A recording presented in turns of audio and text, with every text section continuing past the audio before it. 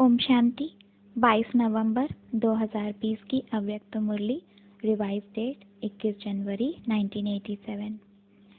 आज इस अव्यक्त मिलन में बेहद का बाप बेहद बच्चों को देख रहे हैं। आज सर्व भाग्यवान बच्चों को भाग्य विधाता देख देख हर्षित हो रहे हैं।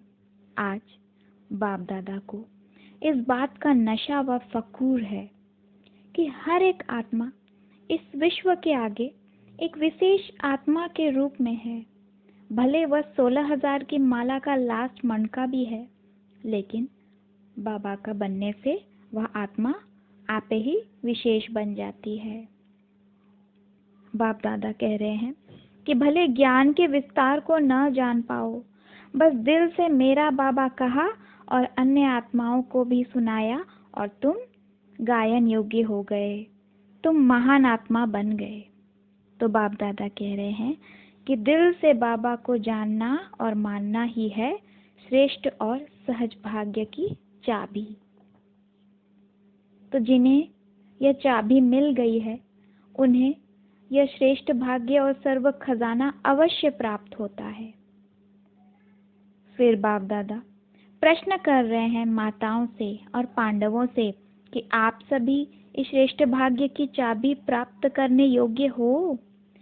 चाबी मिलने के बाद उसे लगाने की विधि जानते हो? बाप दादा कह रहे हैं कि दिल से बाबा को जानना और मानना, यही है चाबी लगाने की विधि।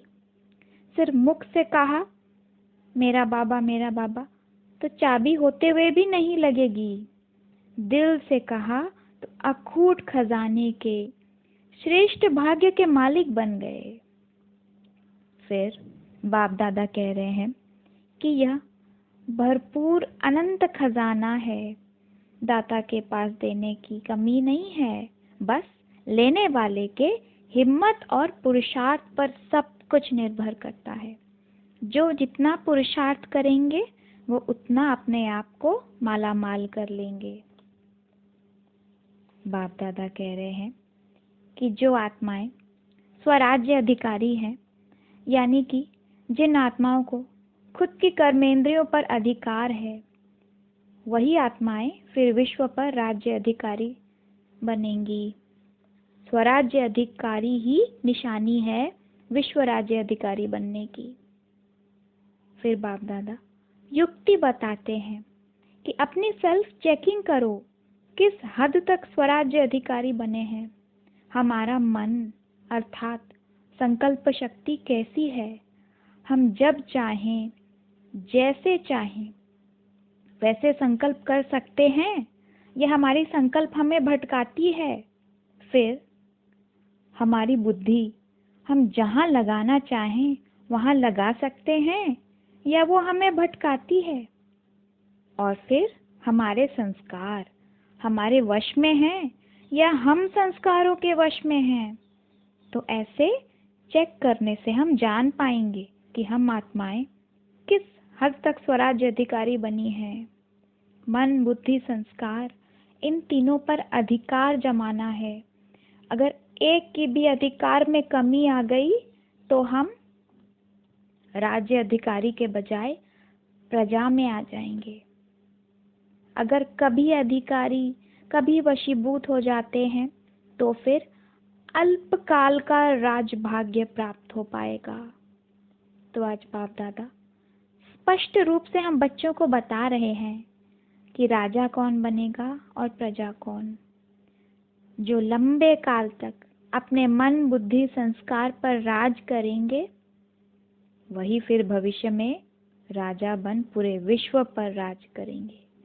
और जो आत्माएं कभी मन, बुद्धि, संस्कार पर राज किया, कभी नहीं किया, कभी पूरे उनके अधिकार में आ गए, कभी उनके वशीभूत हो गए, तो ऐसी आत्माएं आधा कल्प के बाद त्रेता युग में राजा बन सकते हैं या फिर प्रजा में आ सकते हैं।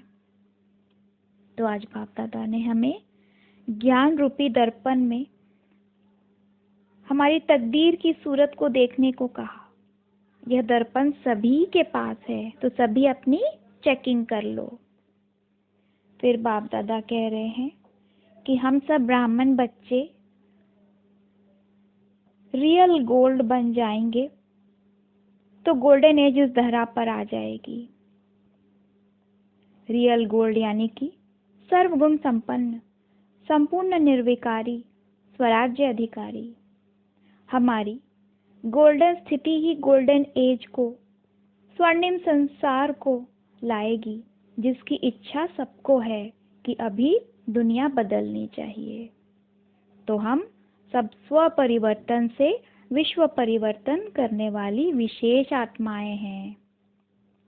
हम सब स्वर्ण स्थिति वाले, जैसे दुनिया के आगे स्वर्ण संसार के सैंपल हैं, तो हम स्वर्ण सैंपल्स को देख जैसे दुनिया वालों को यह निश्चय हो जाए कि जब सैंपल इतनी अच्छी है तो नई स्वर्णिम दुनिया भी अब बस इतनी ही अच्छी और बहुत जल्द आने वाली है। वरदान है भटकती हुई आत्माओं को यथार्थ मंजिल दिखाने वाले चैतन्य लाइट माइट हाउस भव। इसका स्पष्टीकरण है, भटकती हुई आत्मा के लिए लाइट माइट हाउस बनो।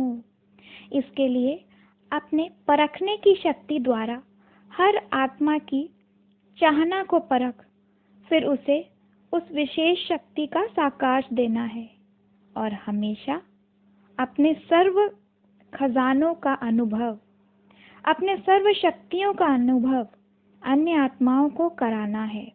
तभी हम यथार्थ रीति से भटकती हुई आत्माओं के लिए लाइट हाउस माइट हाउस बन पाएंगे। स्लोगन है, दूसरों की करेक्शन करने के बजाय एक बाप से ठीक कनेक्शन रखो। अच्छा, ओम शांति।